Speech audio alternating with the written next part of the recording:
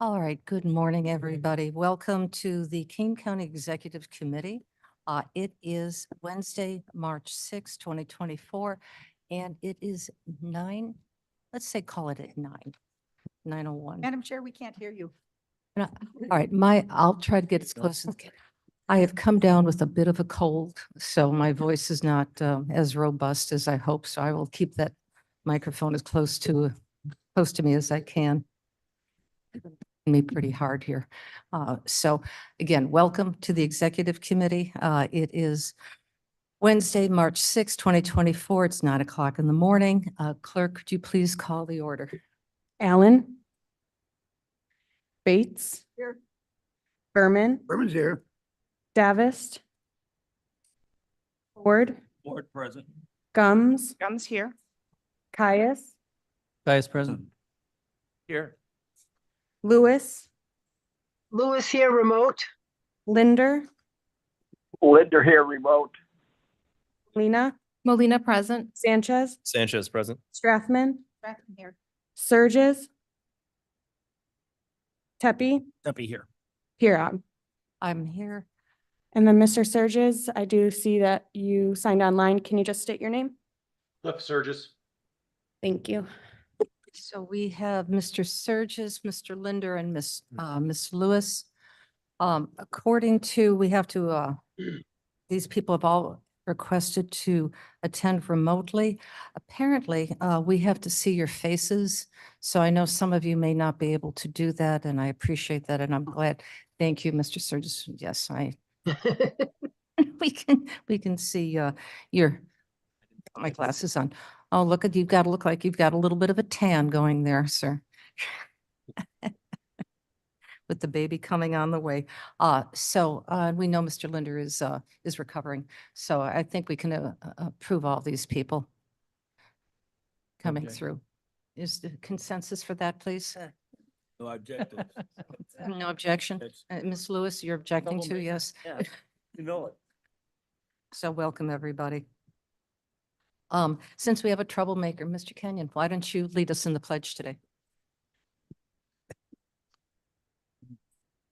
Pledge allegiance to the flag of the United States of America and to the republic for which it stands, one nation, under God, indivisible, with liberty, and justice for all.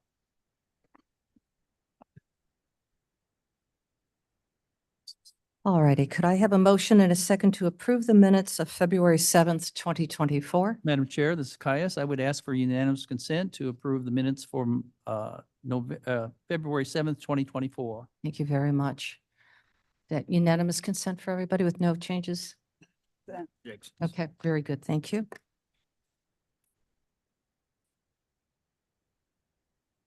We have one speaker today.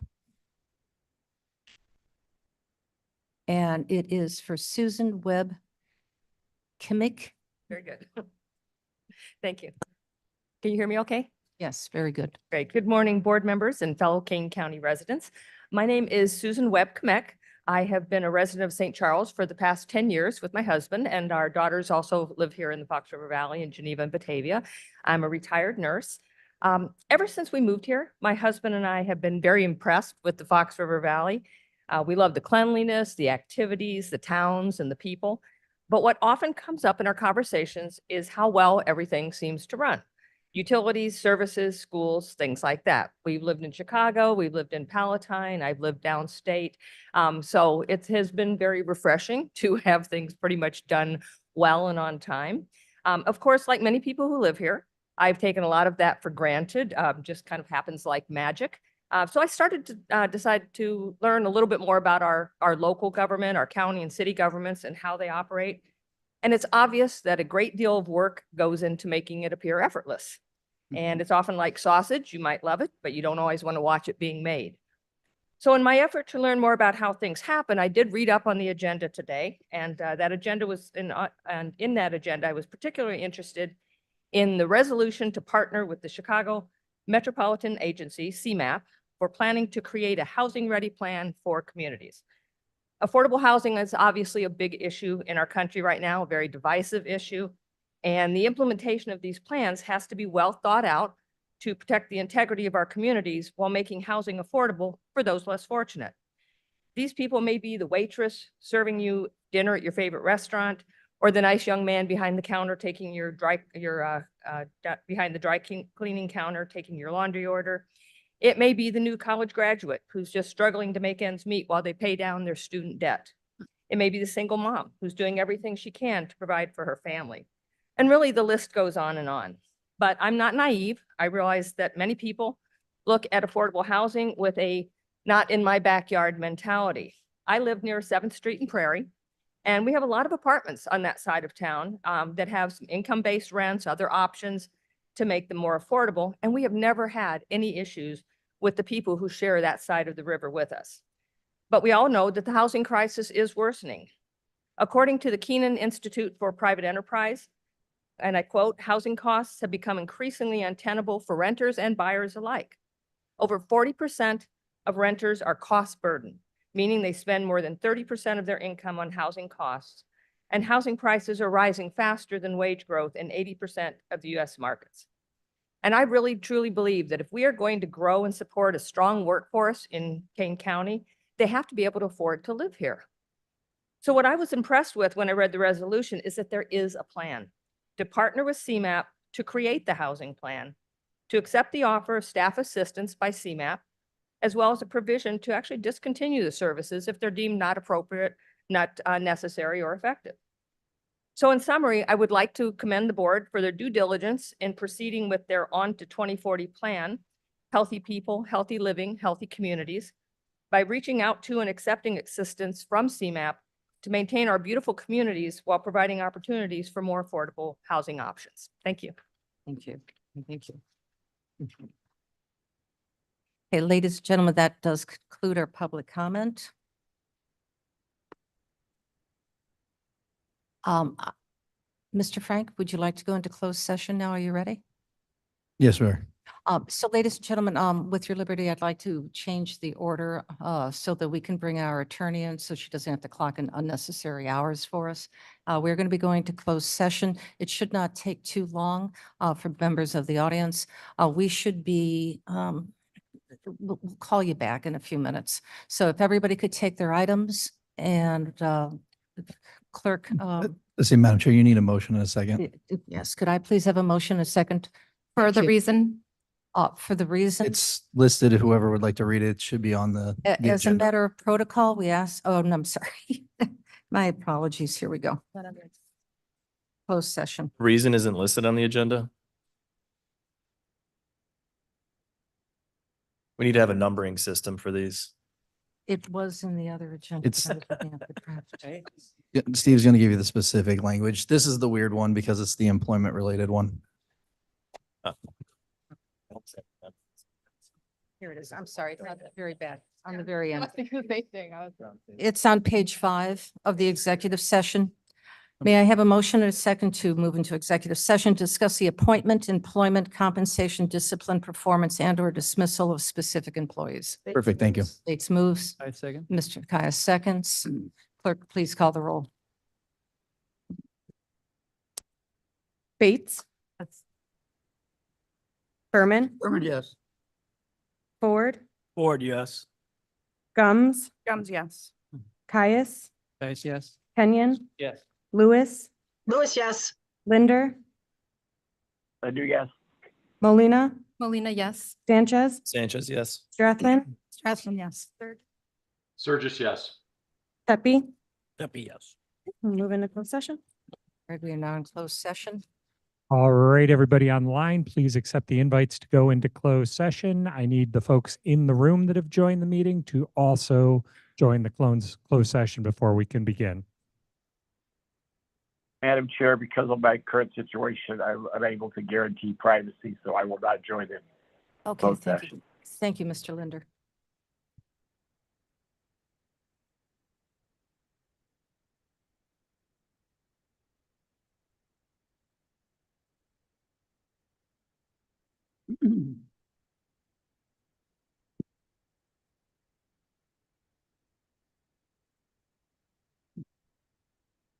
Is there anybody hearing my voice that feels they should be in the closed session?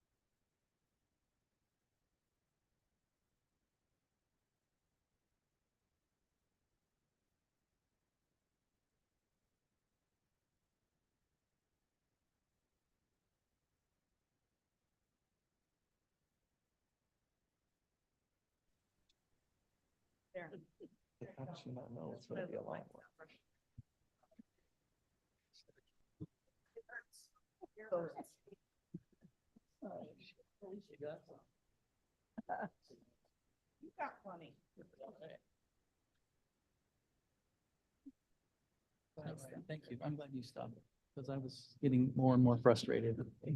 Yeah. You were right. Absolutely right. It's fair to rely on you. Yeah, we briefly had this. All right, you are in open session. All right, we are back in open session and welcome back, everybody. Thank you for your patience. Well done. I hope you got a cup of coffee. Serving. All right, we're back in open session. Clerk, could you please call the roll? Allen, Alan. Bates, Bates here. Berman, Davis, Ford, Caius, Guys present. Kenyon, In here. Lewis, Linder, Here. Molina, Molina present. Sanchez, Sanchez present. Strathman, Strathman here. Surges, Just present. Tepe, Still here. Iraq. I'm here as well. All right, we'll continue on with our agenda. It's time for Ms. Hopkinson to do her report, please. Hello, good morning. I'm gonna go over the monthly finance report and then I'm going to talk about the 2025 budget. This is the, so we should have the, if we can get the monthly financials up on the screen. I'll just, I'm not going to go through the entire financial report, but I'm going to give a few highlights.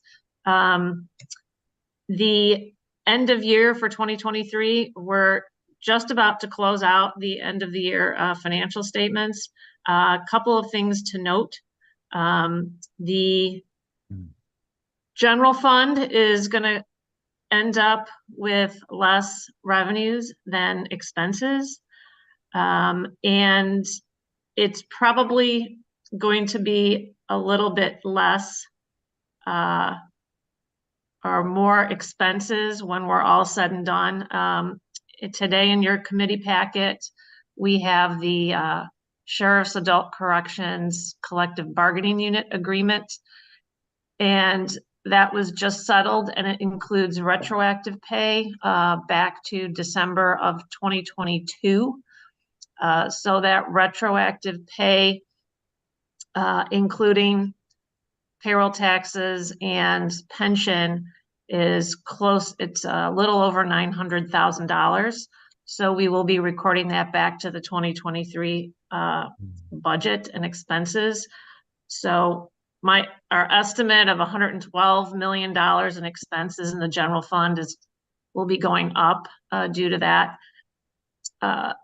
And that collective bargaining unit is in your packet today.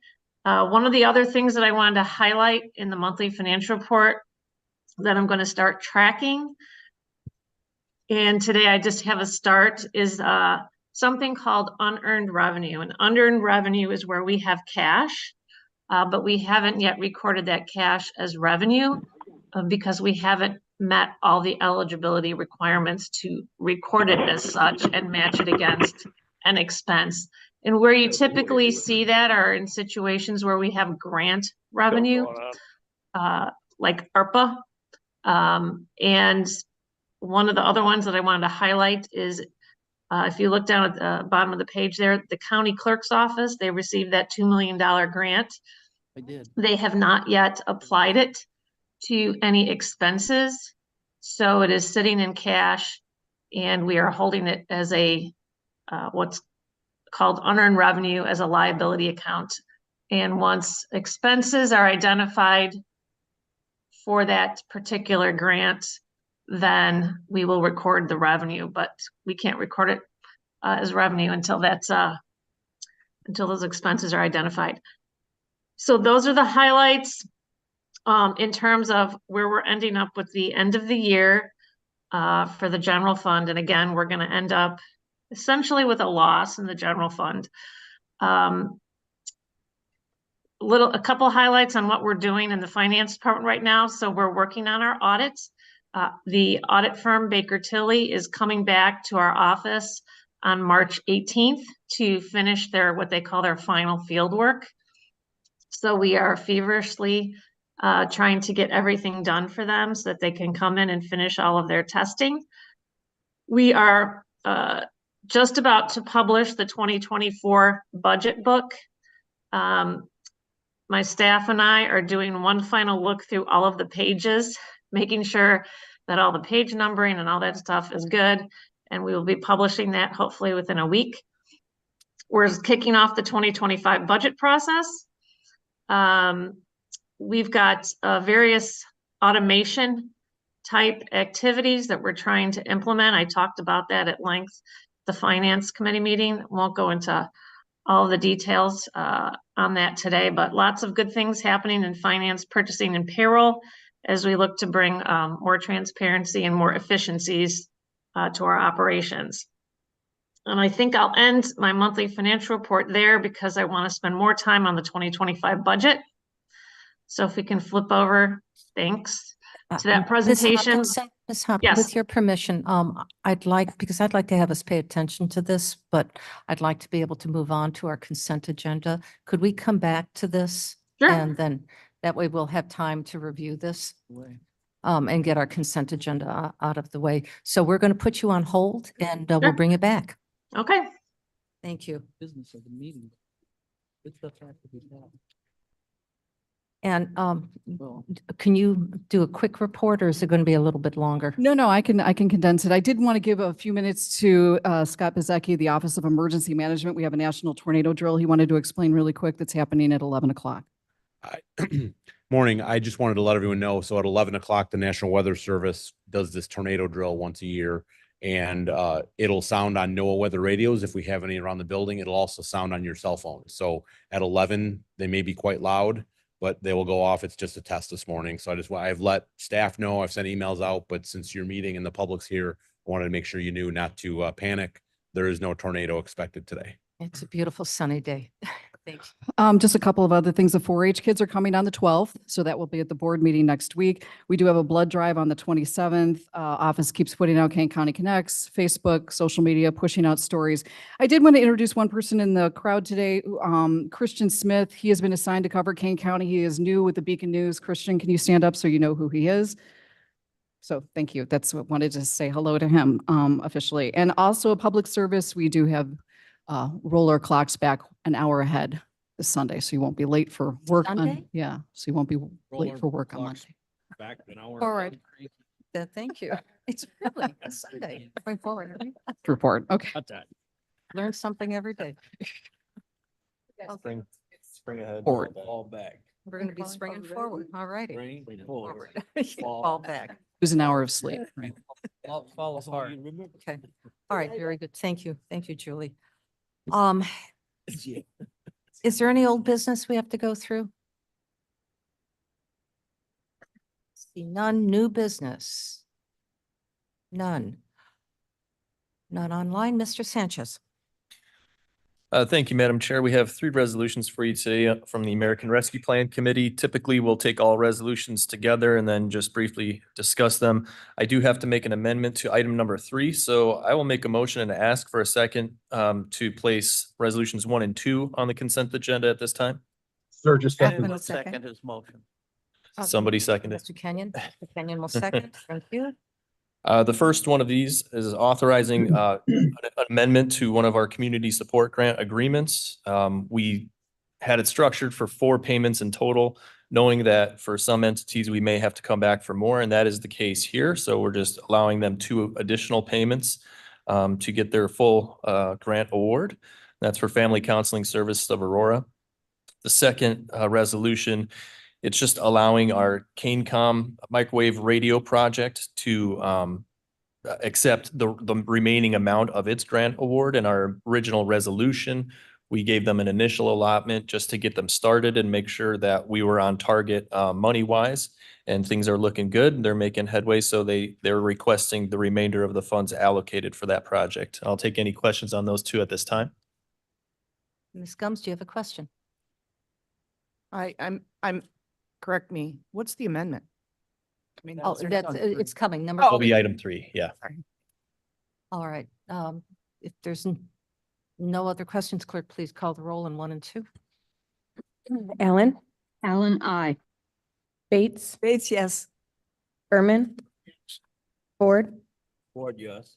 Gums, Yes. Caius, Nice, yes. Kenyon, Yes. Lewis, Linder, Ledger, yes.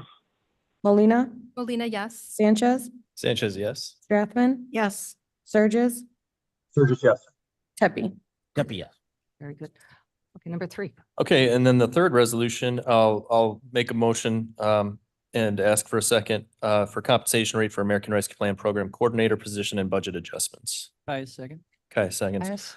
Okay, for this one, we started off essentially looking to increase all of our 3 staff positions underneath the program manager to a total of $31 an hour. The situation is that we do have a new compensation policy, and $31 an hour is at the top of the range for these positions.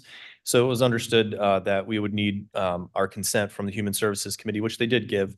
Since that time, I have had multiple conversations with Human Resources Department and our Finance Department, and there are some kind of long-range planning things that we are looking toward that aren't really ready to be discussed at this time, but they're in the works. And we're excited to bring those forward at a certain time soon. But in lieu of that, or not in lieu of that, in light of that, I realize that it may be more wise for us to not exceed the 75th percentile for this position. As you can see in the resolution, it discusses that. And instead of going up to $31 an hour, we're going to keep it at $29.25, which is what I was informed by HR would be that appropriate range. So I'm making a motion to amend this resolution. Any mentions where it says $31 an hour, we're going to amend that to $29.25 an hour. And if there are some a more appropriate language changes that have to be made, the state's attorney could advise us, but I think that's essentially the gist of it. Bates, seconds. So we are everybody in agreement with this? 31 reduced to 29.50, $1.50 less. Just Chair to clarify, so Mr. Sanchez, your amendment would simply be to replace reference to 31 with 29.25. That is correct. 29.50. 29.50 or 29.25. 25. is 29.25. the number I was Okay. given. My Yes. apologies. All right, very good. So we got to vote on that amendment? Well, I think without objection, you could substitute that. So is there any objection to this change? Okay. Being none online?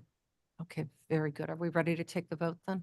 Madam Chair, Sturgis. Yes, Mr. Surges. Mr. Sanchez, you are a gentleman. Thank you. Yes, a well scholar. done. Well done. Can we get that on recording? Writing. May I ask a question? Oh, yes, Mr. Yes. Ford. Thank you, Madam Chair. Blair, could you go to the next page?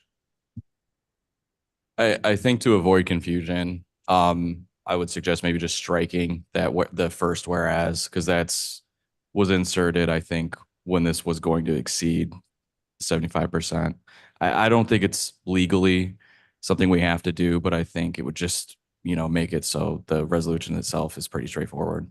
I would agree. It does provide more clarity because otherwise that might be confusing to read that. So I will amend my motion if Ms. Bates will also amend her second to include the striking of that whereas clause, and then also understanding there is potentially a budget adjustment on those lines that would need to be made. That's- I have a question. Yes. Ms. Before I Bates. amend my, I believe in the ARPA committee, we chose to make it $31, didn't Mhm. we? And so we are reversing what the ARPA committee said to do, but this is just with more clarification from Human Resources? Is Yeah, that- just some conversations I've had with them. Like I said, some things that we want to bring forward in terms of how we are managing the program and in relation to other things in the county. Again, I don't want to get too far ahead of anything, but I saw the wisdom in keeping it at the 75th percentile. And as we go along, if we determine we really should go to that full amount, then we can bring it back. And we know we already got, consent from Human Services. So we understand that that's an action we can take in a future date if we need to. Okay, then I amend my motion. At this point, Shepro, I think I would suggest that we restate your amendment and take a vote on it. Yeah, so the actual amendment that we were about to vote on, per Mr. Shepro's guidance, is to replace all mentions of $31 an hour with $29.25 an hour, to strike the second to the last whereas clause, to make the resulting amendment or resulting resolution more clear, and then also the appropriate budget adjustments that will be made. All right, very good. Everybody clear what we're doing? Yes, thank you. All right, good. Clerk, please call the roll. Allen, Allen, I. Bates, Bates, yes. Berman, Berman, yes. Ford, Ford, yes. Gums, Gums, yes. Caius, Caius, yes. Kenyon, Yes. Linder, Linder, yes. Molina, Molina, yes. Sanchez, Sanchez, yes? Strathman, Yes. Surges, Cheppy. Duffy, yes. I'm sorry, Mr. Surges, can you repeat that one more time? Yes. Thank you. All right, very good. Mr. Ford. So a question now would be No, it's the on main adoption motion. of the number 3 as Oh, amended my by the apologies. I was skipping ahead. Placement on the consent That was agenda. Complete. Yes. So now, we're ready to take the vote on the amendment, No. on the amended resolution. There you go. Allen, Allen, I. Bates, Bates, yes. Berman, Berman, yes. Ford, Ford, yes. Gums, Gums, yes. Caius, Caius, yes. Kenyon, Yes. Linder. Mr. Linder, Yes. Molina, Molina, yes. Sanchez, Sanchez, yes? Strathman, Yes. Surges, Surges, yes. Tepe. And Mr. Linder, I believe he said yes as well. could you say your vote, please? Linder was yes. Thank you very much. Okay, passes. Now, Mr. Ford. You, Madam Chair, this is a resolution this is a resolution for a partnership with the Chicago Metropolitan Agency for Planning, which is CMAP, to create a housing-ready plan for communities. This is on adopting a 2040 plan for long-range regional comprehensive planning. I believe this involves 7 different counties. I believe there's no money involved in actually doing this. It doesn't apply to that.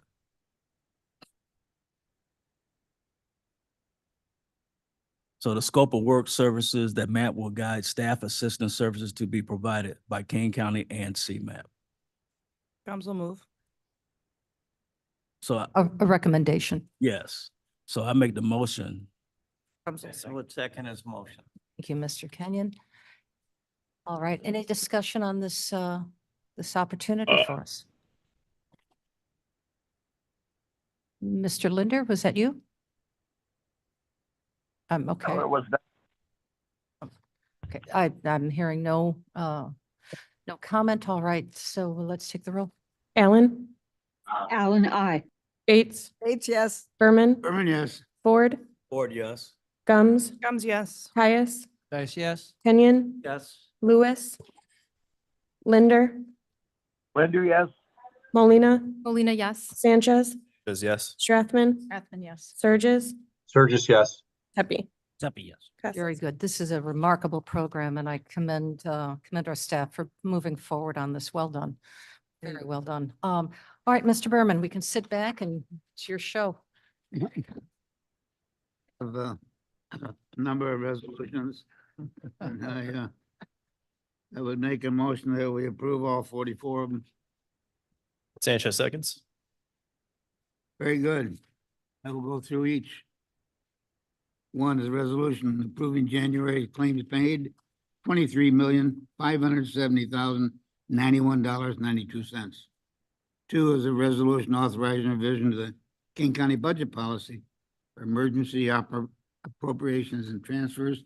3 is an ordinance abating the taxes levied for 2023 to pay debt service of $7,670,000 GO alternate bonds, riverboat revenue alternate revenue source.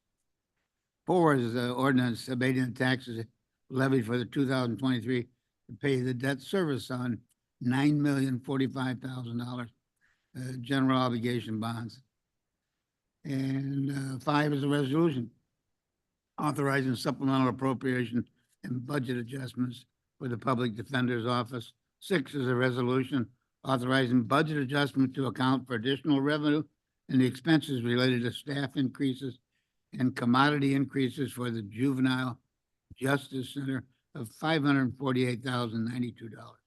7 is a resolution authorizing fiscal year 24 budget adjustment to Public Safety Sales Tax Fund related to fiscal year 23 projects of $600,000.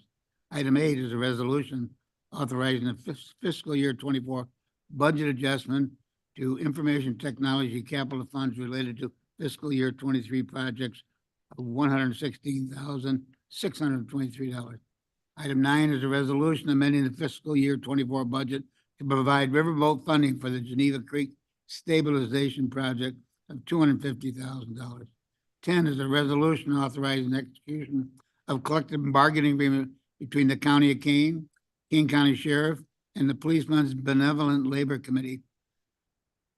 There's no money.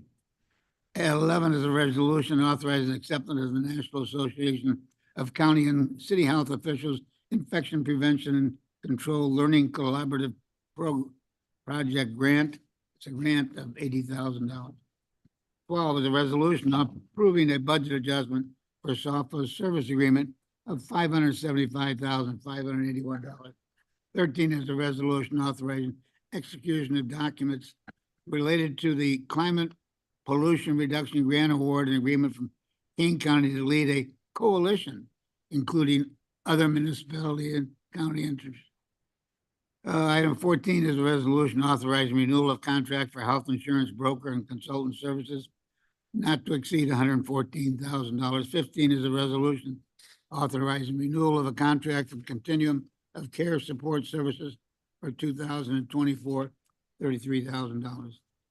16 is a resolution notification of a renewal of a drug and alcohol evaluation and referral services. 17 is a resolution authorizing extension of concrete lifting and repair service agreement with the Mill Creek Special Service Area, $30,000 a year. 18 is a resolution authorizing a contract extension for architect, engineer, and construction management at risk services contract, $700,000 not to exceed. 19, a resolution authorizing contract extension for security cameras and building access control systems, $750,000 not to exceed. 20 is a resolution authorizing extension of contract for audiovisual services equipment, maintenance and repair, not to exceed $150,000.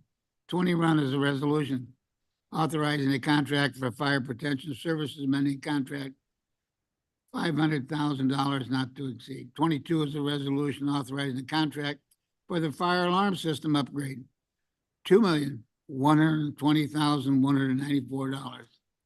23 is a resolution authorizing a contract for the Kane County installation and fire stopping services of $100,000. 24 is a resolution authorizing the contract for Information Technology Department for uninterruptible power supply UPS system replacement, $130,430. 25 is a resolution authorizing a contract extension for Mill Creek SSA brush pickup services with a date correction in there of $29,906.49. 26 is a resolution approving a bottled water delivery service contract with DF Services of America from Tampa, Florida. Countywide bottled water delivery program of $31,913.40 per year. 27 is a resolution authorizing intergovernmental agreement between McHenry County, Illinois and King County, Illinois for the reciprocal housing of prisoners. 28 is a resolution authorizing expenditure of funds, furniture, installation, related services with fellows through Omnia Partners $250,000. 29 is a resolution authorizing expenditure of funds and using a joint purchasing agreement for the purchase of furniture, installation, and related services with Midwest Office Interiors. And 30 is a resolution authorizing expenditure of funds and using a joint purchase agreement for the purchase of maintenance, repair, operation, supplies, and equipment through Lowe's Pro, $75,000. 31 is a resolution authorizing expenditure of funds for Laserfish software systems renewal with $70,000. 32 is authorizing update to rabies vaccine fee. 33 is authorizing the building management department to participate in an Omnia joint purchase agreement with Amazon Services LLC online marketplace of $50,000. 34 is a resolution approving to purchase a replacement vehicle for the Kane County Sheriff's Office, $94,476. 35 is a resolution approving the purchase of 3 replacement vehicles for Kane County for $94,476. Item 36, a resolution authorizing purchase of 4 vehicles for the Sheriff's Office of $232,143.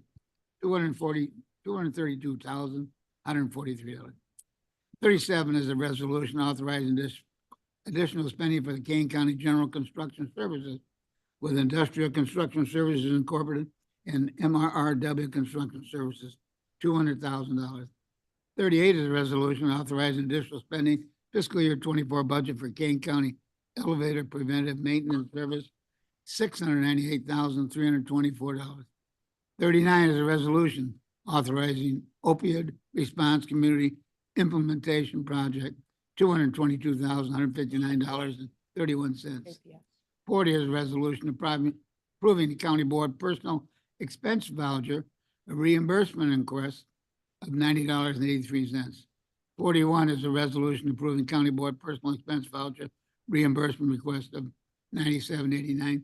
42 is a resolution approving county board personal expense voucher reimbursement of $122.37. 43 is a resolution approving county board personal expense voucher reimbursement request of $1,332.80.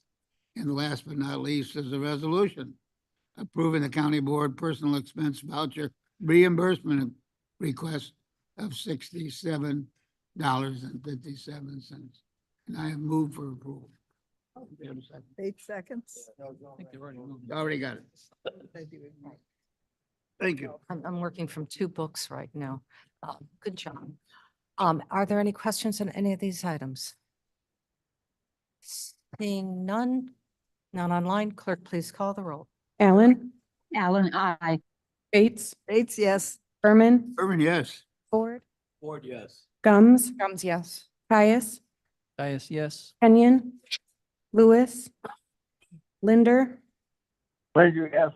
Molina, Molina, yes. Sanchez, Says yes. Strathman, Strathman, yes. Sturgis, Sturgis, yes. Pepe. Happy, yes. And I'll pass. Very good. There were some important items passed. Ms. Bates, I'd like to call it Ms. Bates. Well done. Thank you. Yeah. Let's see if we can bring that home. All right, very good.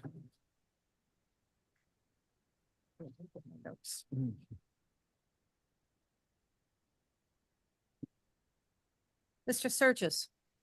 Madam Chair, I'll need the assistance of one of the state's attorneys in the room. I believe item 1 under Human Services, creating an Illinois residency's requirements for county employees. Somehow that leapfrogged finance and made its way here down to finance. Kathy's working on that. So I don't know what the appropriate motion is. It should not be up today yet. This point of information, is it required to go to finance? So theoretically speaking, it can skip standing committees always if Madam Chair wants to put it on, or so it's up to her discretion if she'd like to keep it on. You can, however, as a board, move to have it sent back or sent to finance, however you'd like to do it. John, my understanding was someone said it was a software glitch that, I don't know if somebody hit the wrong button or whatever, but That very well may be the case, but if Madam Chair would like to keep it on the agenda for executive, that can happen. Alternatively, if you all would like to move to have it sent to finance, that is another possibility. I believe it was the recommendation of the chair, to send it back to finance, for further discussion on this item. I would like to, listen to his recommendation on this. So it's a no pressing issue for us.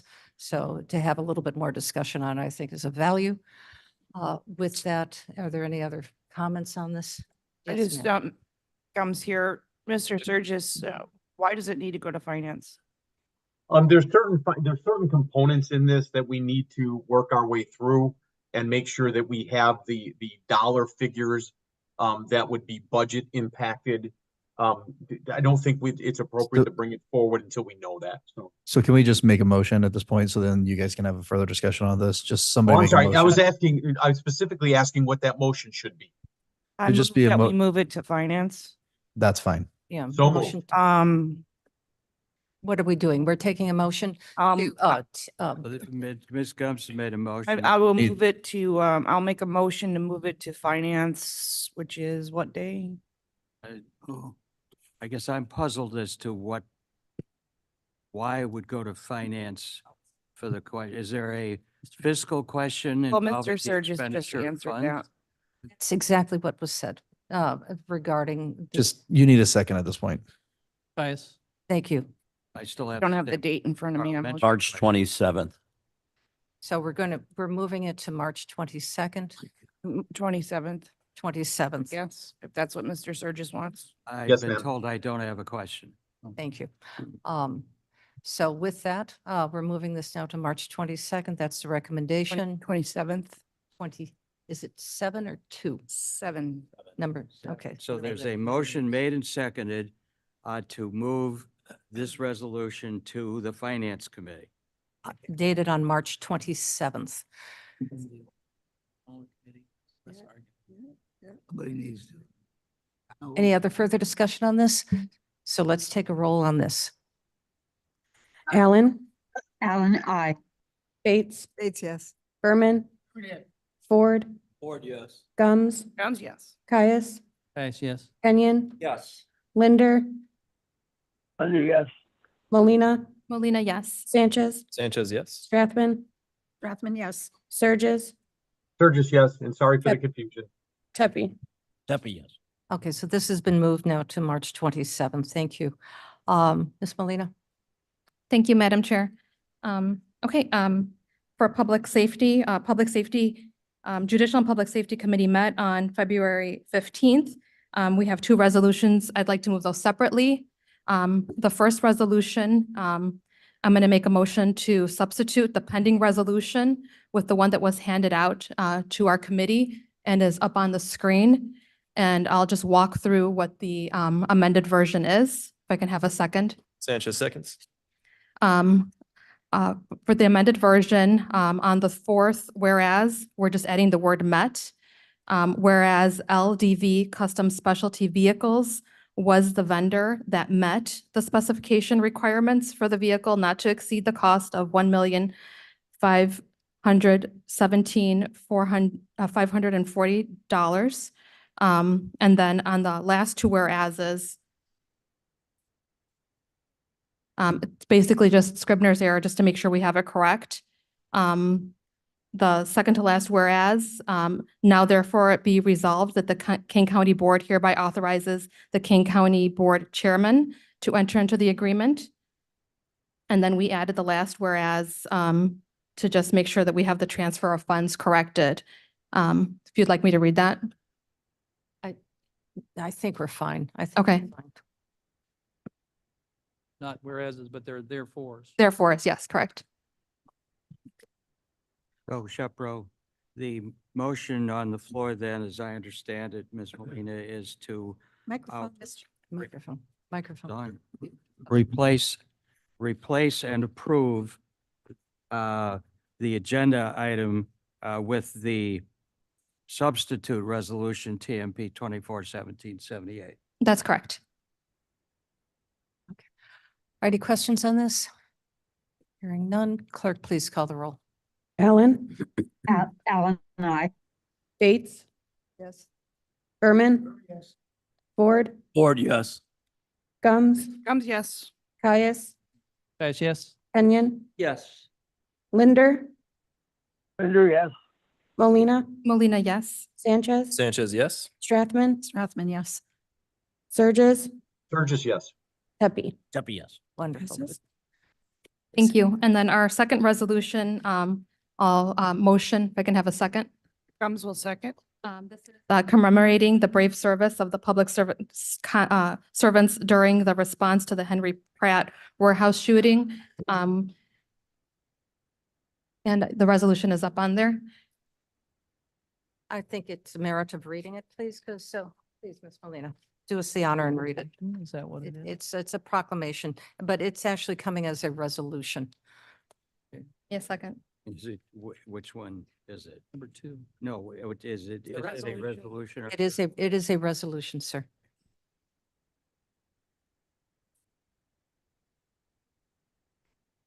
Sorry, I prepped on the first one because I didn't know I had to read that second one. Here we go. Okay, so this resolution is commemorating the brave service of the public servants during the response to the Henry Pratt warehouse shooting. Whereas February 15th, 2024 marks the 5th anniversary of the Henry Pratt warehouse shooting. And whereas our community lost 5 innocent citizens to gun violence that day. And whereas our Kane County Sheriff's Office, with coordination of our outstanding dispatch center, KaneCom, bravely responded to assist the Aurora Police Department without hesitation. Whereas after the situation was resolved without further loss of life, the Kane County Coroner's Office professionally responded and processed the violent scene with all due respect to the victims and their families. And whereas Kane County recognizes the everlasting and inevitable mark the event leaves on the minds and hearts of our dedicated first responders for a lifetime. Now therefore be it resolved that the Kane County Board and the chairman, therefore, the Kane County recognizes this day, February 15th, 2024, in celebration of our first hero responders for the work they did that day and for the work they do every day in service to our community. Good. Very good. Yes. Thank you for that. Very, very meaningful. Thank our county board member, Anita Lewis, and our sheriff, Ron Hain, for putting this together. Well done. Yes, thank you both. Neither one are here, but yeah, we are very grateful for all of this. So with that, clerk, please call the roll. Allen, Alan, I. Bates, Bates, yes. Berman, Ford, yes. Gums, Gums, yes. Caius, Guys, yes. Kenyon, Yes. Linder, Linder, yes. Molina, Molina, yes. Sanchez, Sanchez, yes. Strathman, Strathman, yes. Surges, Sturgis, yes. Pepe. Pepe, yes. Alrighty. Thank you very much. Well done. Very nicely done, Ms. Molina. All right, Mr. Tepe, you're going to be stepping in for Mr. Davos, please. Yes, sir. Yes, ma'am. For the Transportation Department, there are 6 resolutions. Could you get closer to your microphone? There are 6 resolutions. I'd like to move all 6. Sanchez seconds. Okay, thank you. Thank you. First resolution is amending resolution number 23-538, approving a Phase 3 construction engineering services agreement with Ciorba Group, Inc. of Chicago, Illinois, for the Plank Road Highway Safety Improvement Project from Engel Road to Wahan Road, Kane County, section number 19-00524-00-SP. Second is a resolution approving a supplemental appropriation for Anderson Road Extension, Kane County, section number 01-00274-00-BR. Third is a resolution approving adopt a highway applicants. Fourth is a resolution approving the purchase of 3 2025 tandem axle truck cab and chassis for the Kane County Division of Transportation. 5 is a resolution approving a software and implementation services contract with OpenGov Inc. of San Francisco, California.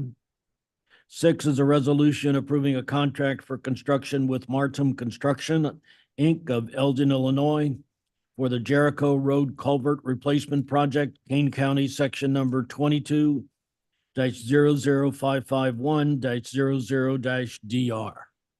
Right. Any questions? Are there any questions on this? Seeing none, clerk, please call the roll. Allen, Allen, aye. Bates, Bates, yes. Berman, Ford, Yes. Thomas, yes. Caius, Yes. Linder, Linder, yes. Molina, Molina, yes. Sanchez, Sanchez, yes. Strathman, Strathman, yes. Surges, Yes. Pepe. Pepe, yes. They pass. All righty. That concludes the consent agenda. We're going to return back to Ms. Hopkinson so she can continue her report on the budget. Okay, thank you. This is the presentation that I gave at Finance Committee last week to talk about the 2025 budget process and the calendar for the 2020-25 budget. I'm first going to go through some numbers. So if we can go to the next slide. So last month when we at the COW, when a presentation was given about and there was a lot of discussion about how do we make the 2025 budget process more organized, go smoother. It's centered, the discussion centered around the fact that since the general fund is already going to be out of balance once we start the budget process, we really need to start with the revenue side of things. And I was asked to put together a forecast of what the 2025 budget would look like with a very conservative increase. So in this slide here on the left-hand side, you have revenues, actual revenues for 2023, the 2024 budget, the adopted budget, and a 2025 forecast. The 2023 actual will probably change just a little bit as we still make a few more end of year entries. And on the right-hand side, you have the expenses, 2023 actual, 2024 budget, and 2025, just a rough forecast. The assumption that I used was that the 2025 budget would increase 3% for revenues and expenses, and that there would be no transfers to the capital projects fund until 2026. So with that, if you just applied 3%, in order to fund the 2025 budget, we would need to use about $11 million of the general fund's fund balance. Right now, at the end of 2023, we're using about $4.5 million of fund balance. That's going to go up with the adjustment that I referred to on the collective bargaining agreement that we're going to post back to 2023, the retro pay.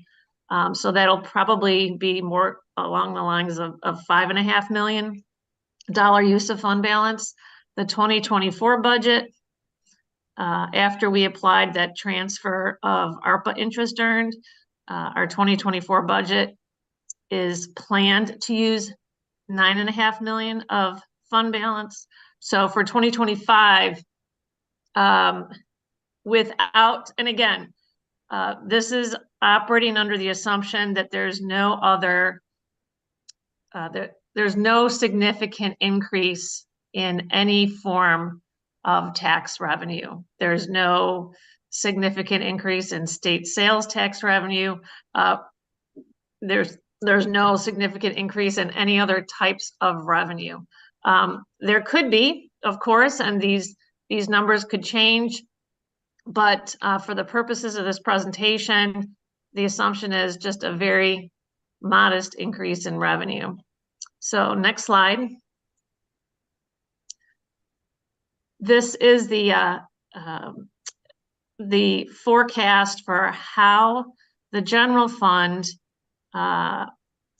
would essentially, over the next couple of years, if nothing changes, meaning if we have no other significant increases in revenue, or no cuts in expenses, how the general fund will use up the excess reserves that it has. So if we just want to walk through this, we'll start with 2022. At the end of 2022, the general fund, the audited fund balance was $98.9 million.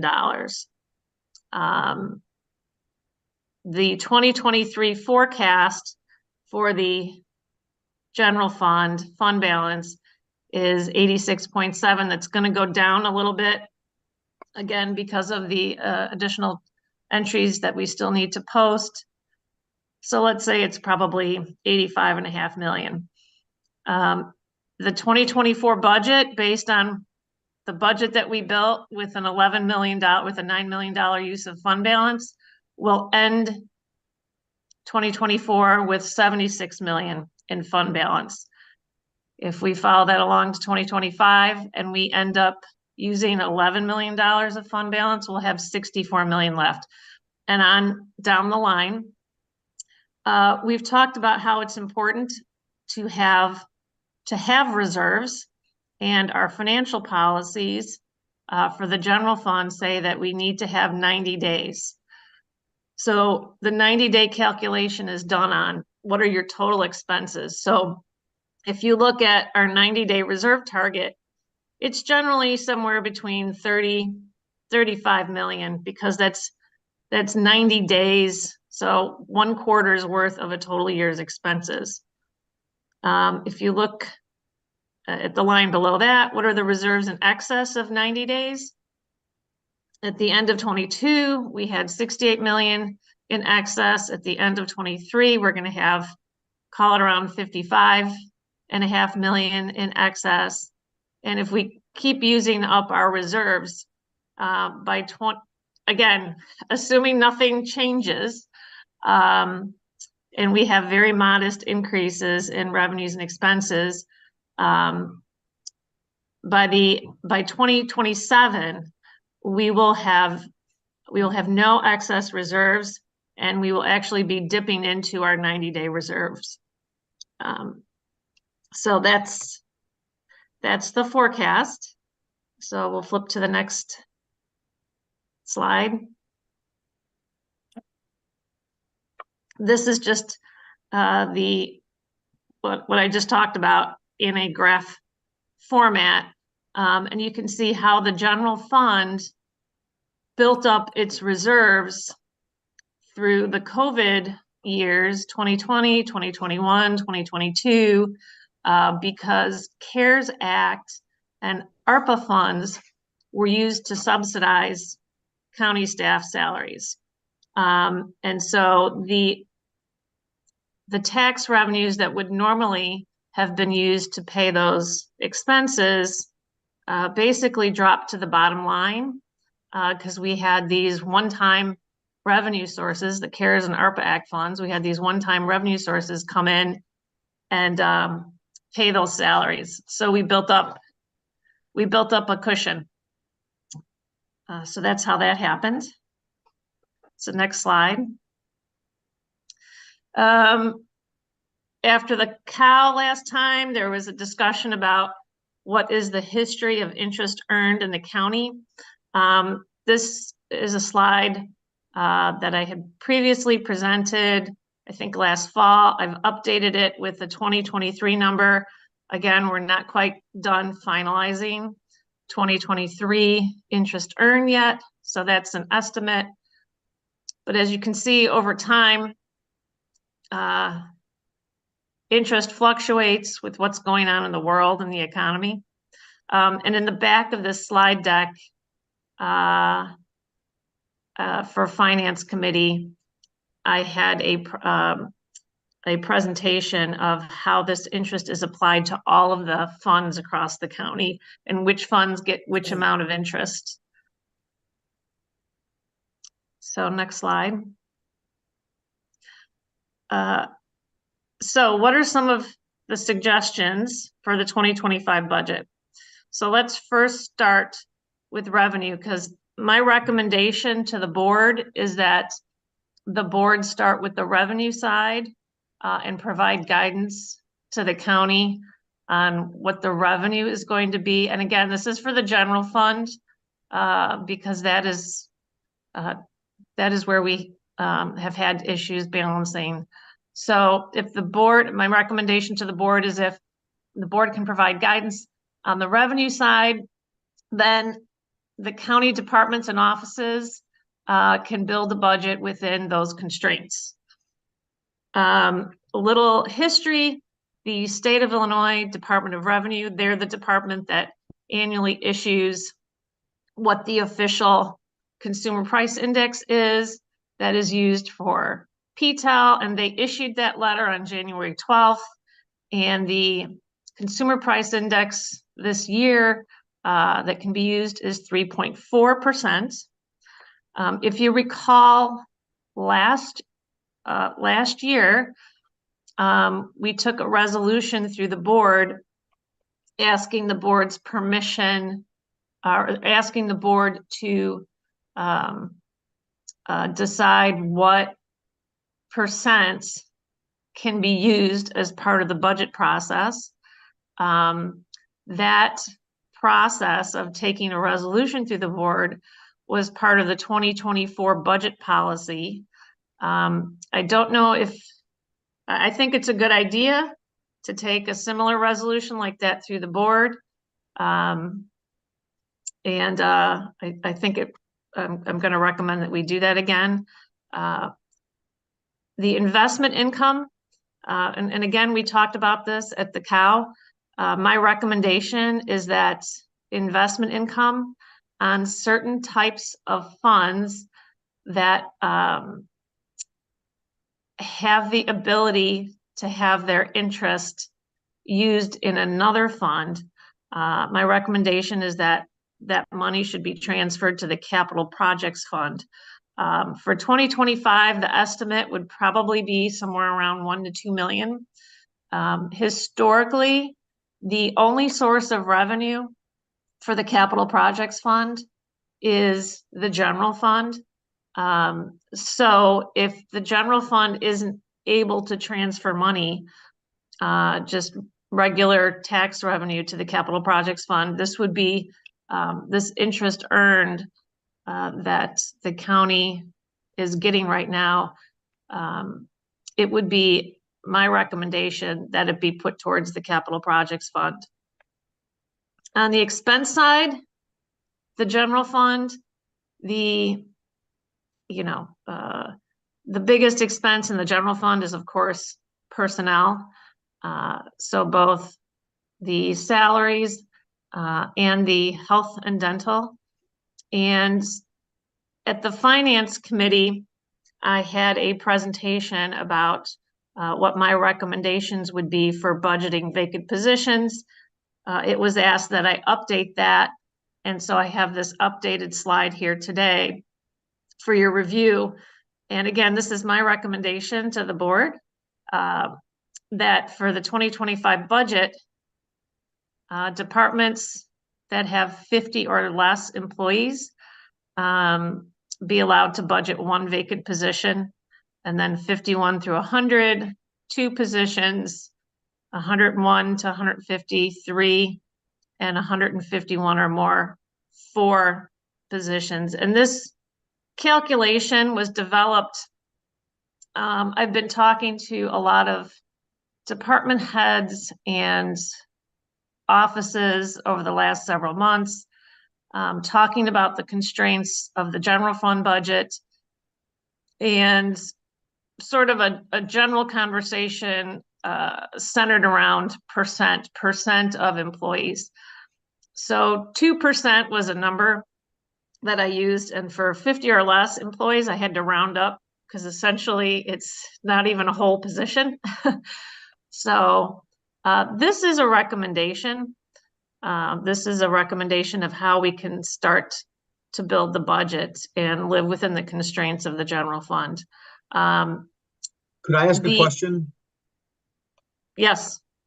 Hi, Surges. Yes, Mr. Surges, brief though, because I'd like her to continue on with this. Okay, just, I think I was the one who asked for this on the vacant positions. Kathy, so before you looked at this, was the assumption that that vacant position held out there at like $2 million?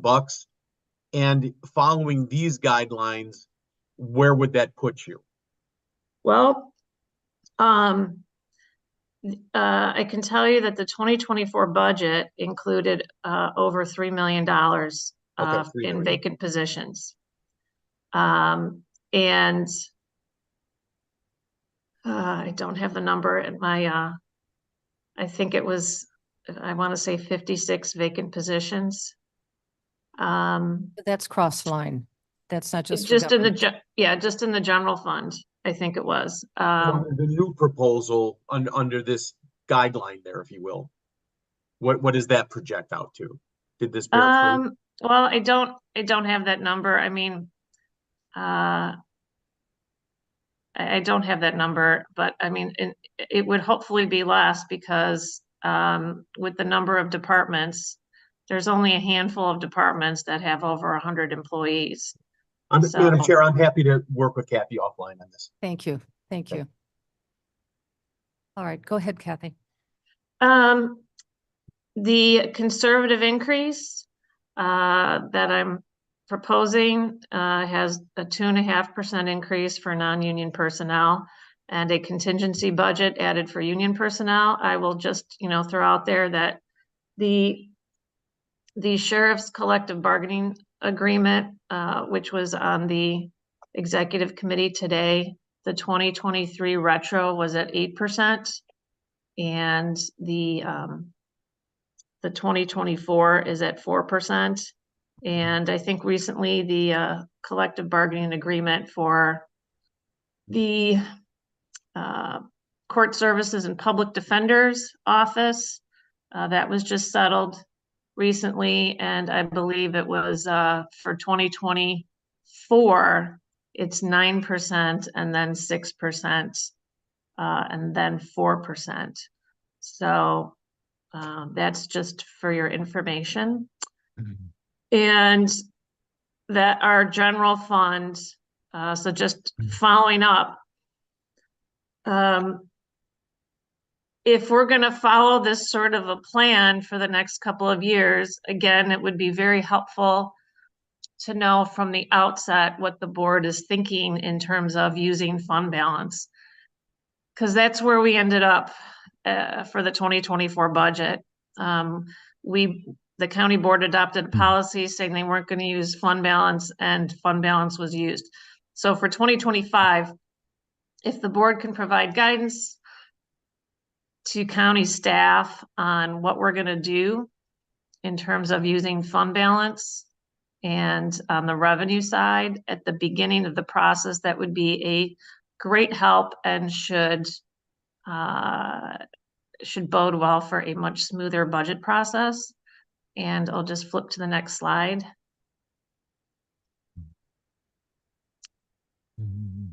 Got one last slide here. Just want to move. There we go. So the budget calendar, the recommended budget calendar is slightly different than it's been in prior years. So we're starting off with these recommendations and looking for consensus from the board to move forward. And then with budget policies. And the next step is instead of what has traditionally happened, which is departments are told to start entering their revenue and expense line items, we would actually start with the departments putting their mission and outcomes, or their mission and goals, whatever you want to call it, together. And why am I recommending that? Typically, these documents, these mission and goal documents, are done sort of at the end of the budget process, after the numbers are put together. I think it would be very beneficial to the county. And I'm not even sure that the board, I'm not sure how involved the board has been in looking at those mission and goal forms, those mission and outcome forms. I think if that is done up front and is really built into the process, the offices and departments, and I'm also recommending some changes to the information that would be collected as part of this process, I think there would be additional information that would be provided and would be helpful to board members so that they can see the authorization for each department. Why is each department doing what they're doing by state statute or county code, et cetera? What are some of their goals? What are they trying to achieve this year with the resources that they have? And really make that a formal part of the whole budget process up front. So do that first. And then after that is done, the departments can start entering their revenue and expense information like they always have. And then the staff, the next step after that would be the finance staff, which is very typical. We and my staff and I, we look through all the budgets to make sure all the numbers are accurate, everything is reconciled, it ties out, it makes sense. And then a sort of a newer step or a revised step under the committee budget review is I'm recommending that the departments and offices first meet with the chair and vice chair of their home committees to review the budget and kind of really in detail go through all the line items of the budget. I think sometimes there's just not enough time, the committee meetings, but so this is my recommendation that would happen in June. And then in July, the more traditional, the departments are presenting their budgets to their home committee. And August, hopefully we would have a final draft budget presented to the finance committee.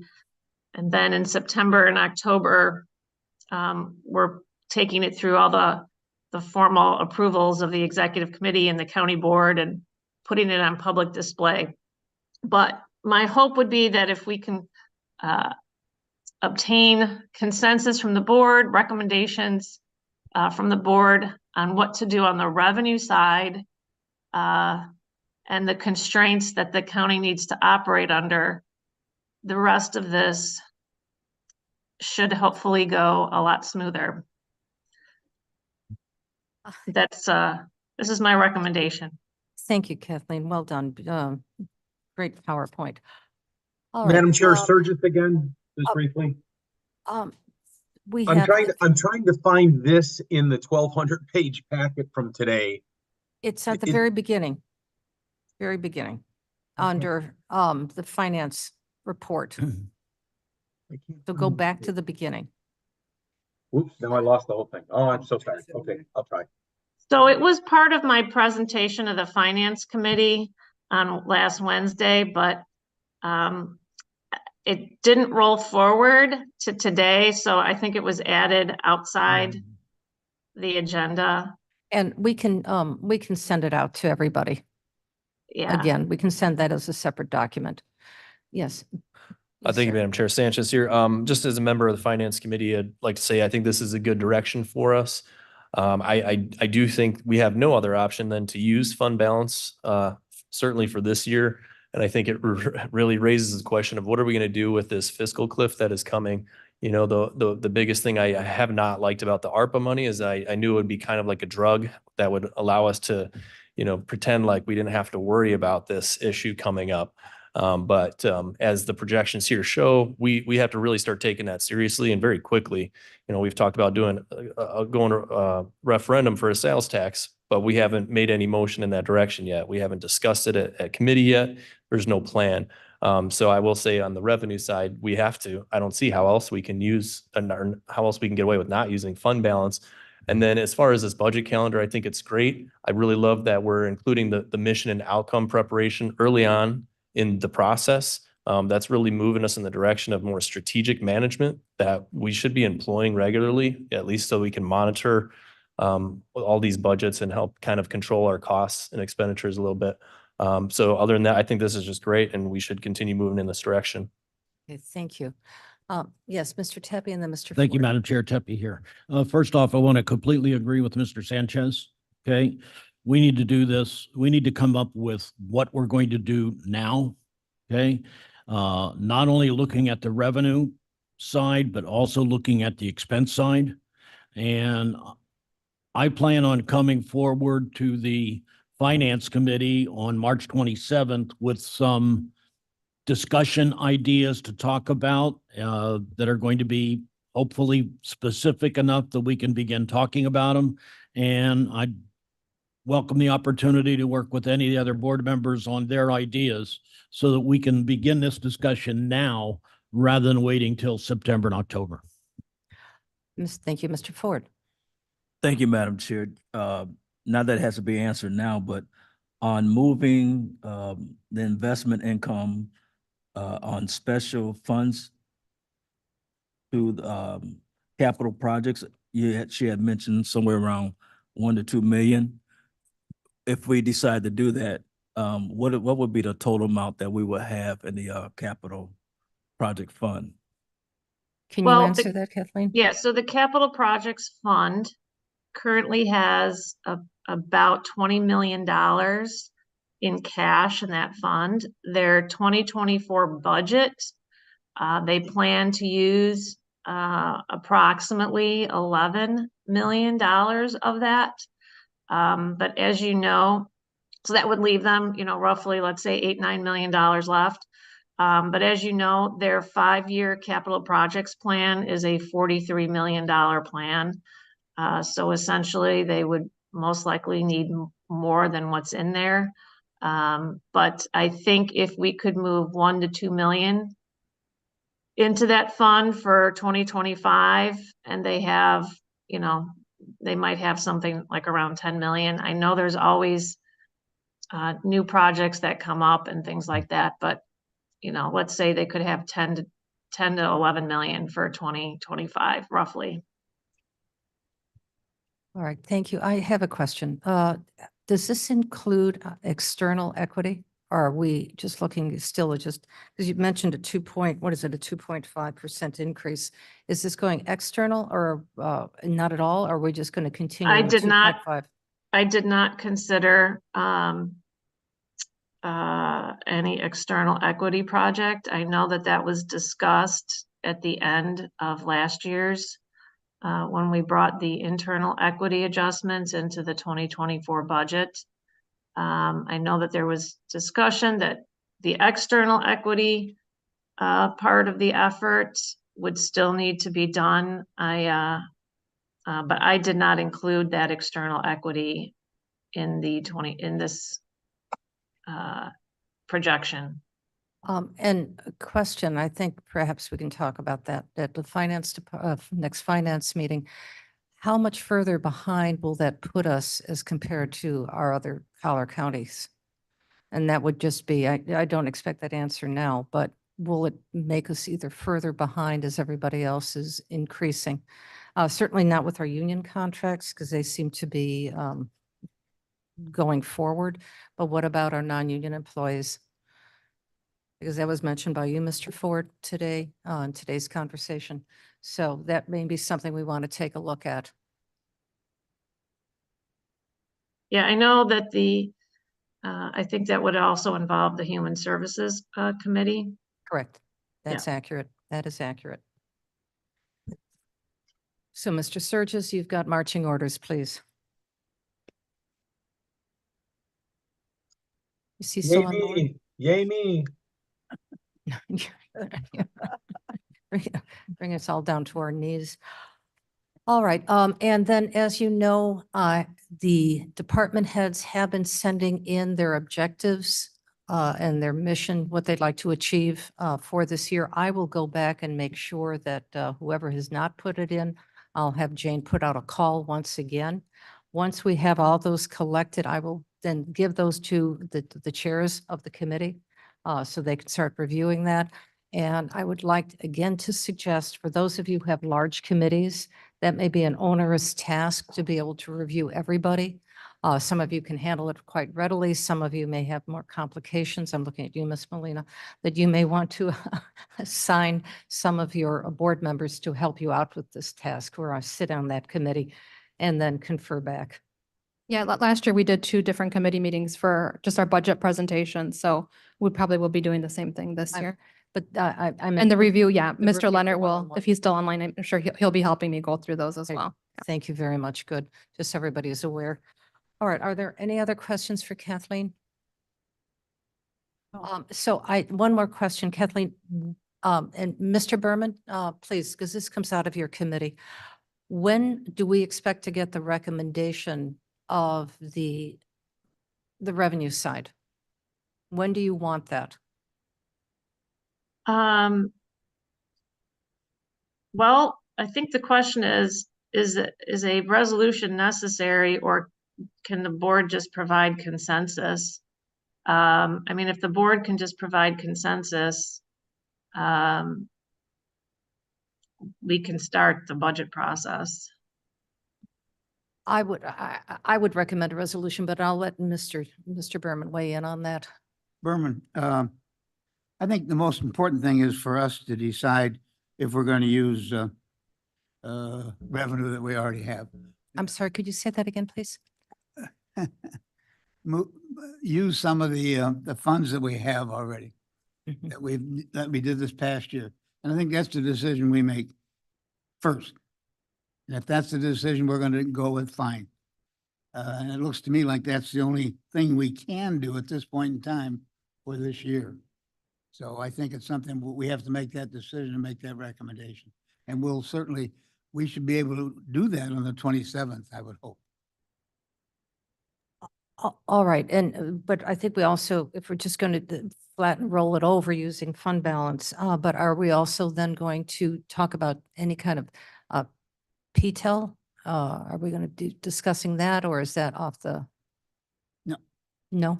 Okay. I think it should be discussed. Okay, okay. Madam Chair, Yes.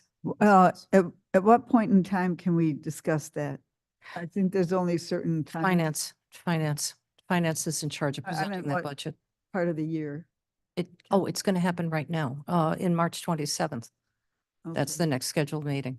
So that'll be on your agenda, Mr. Berman? Yes. Okay, and it'll be a robust meeting, so we'll plan extra time for that perhaps. Bring your lunch.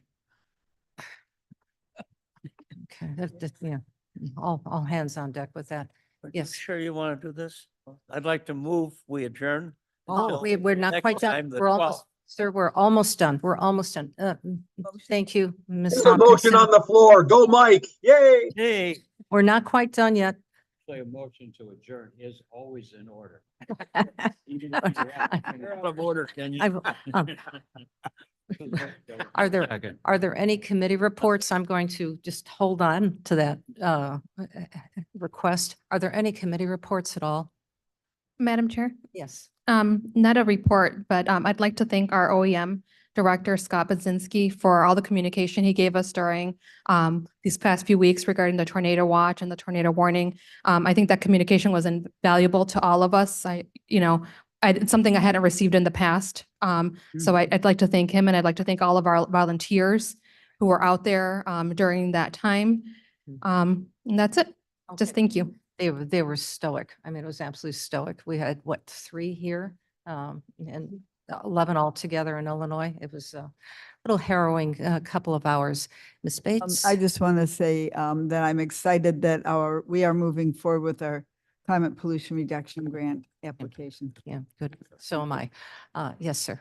Ms. Caius, a couple of things. As far as safety is concerned, I think we've had one meeting after our last meeting where we had the concerns about safety in the building.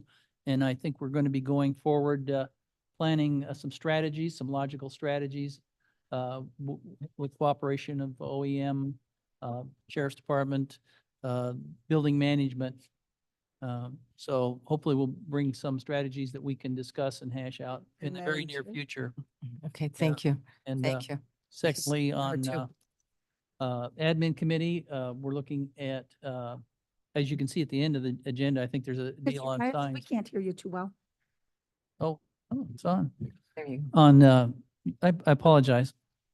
The, on admin, there, we're looking at, the long-range plans to work with this, this is the beginning, like working with the signage, long-range, development plans of working with the, campus here to make it more, suitable for access and serve the customers better as well as safety and things like that. So maybe starting with something simple like the signs, so at least we can deal with it while we have the road structure the way it is right now. Correct, correct.